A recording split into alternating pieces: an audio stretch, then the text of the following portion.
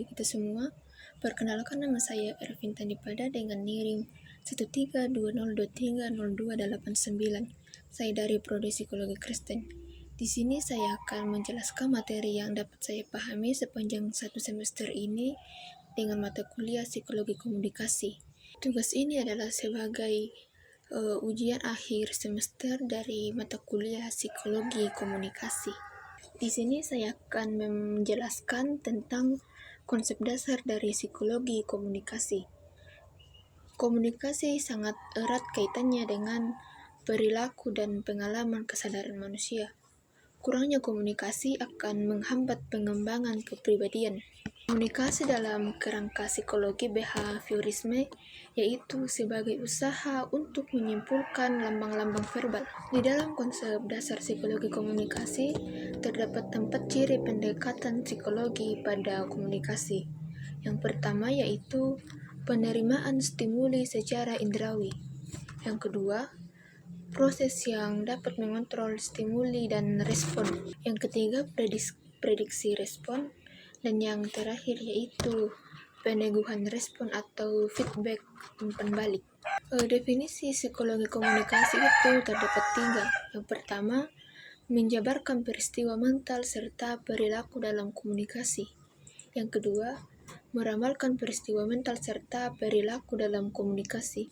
Yang ketiga, mengendalikan peristiwa mental serta perilaku dalam komunikasi.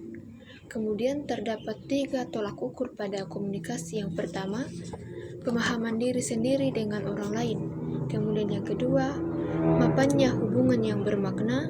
Dan yang terakhir, perubahan sikap dan perilaku. Pada psikologi komunikasi, di dalam komunikasi terdapat prinsip-prinsipnya ada 8. Yang pertama, keterbukaan, keterlibatan, kesesuaian, keteraturan, ketepatan, empati, keterbacaan, dan kesantunan.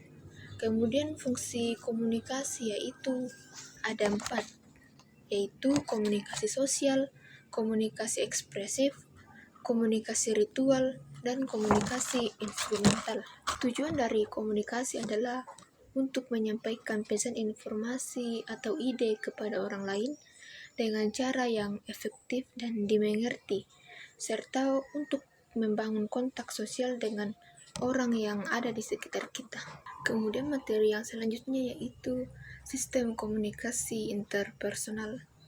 Yang dimaksud dengan sistem komunikasi interpersonal adalah proses yang terjadi dalam diri individu, mulai dari kegiatan menerima pesan atau komunikasi. Di dalam sistem komunikasi interpersonal terdapat faktor-faktor yang mempengaruhi. Yang pertama yaitu perkembangan, nilai, emosi, latar belakang sosio-kultural, gender, dan lingkungan yang nyaman. Kemudian yang berikutnya itu adalah konsep diri. Konsep diri merupakan pandangan atau pikiran dan perasaan kita tentang diri sendiri. Persepsi tentang diri kita dapat bersifat psikologi, sosial, dan fisik. Kemudian terdapat tahapan-tahapan hubungan interpersonal.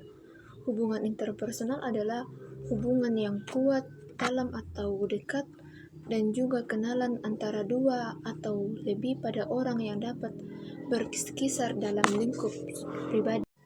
Dalam hubungan interpersonal yaitu terdapat tahapan-tahapan. Yang pertama, kontak. Kemudian yang kedua, keterlibatan. Yang ketiga, keakraban.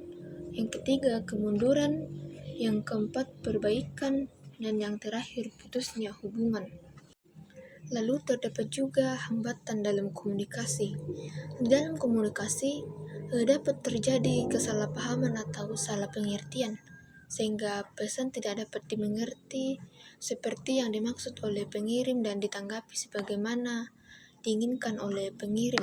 Beberapa hambatan dalam komunikasi. Yang pertama, hambatan sosiologis, antropologis, dan psikologis. Yang kedua, hambatan semantis. Yang ketiga, hambatan mekanisme, dan yang terakhir, hambatan ekologis. Baik, itulah materi yang dapat saya paparkan dan yang saya pahami. Sekian dan terima kasih.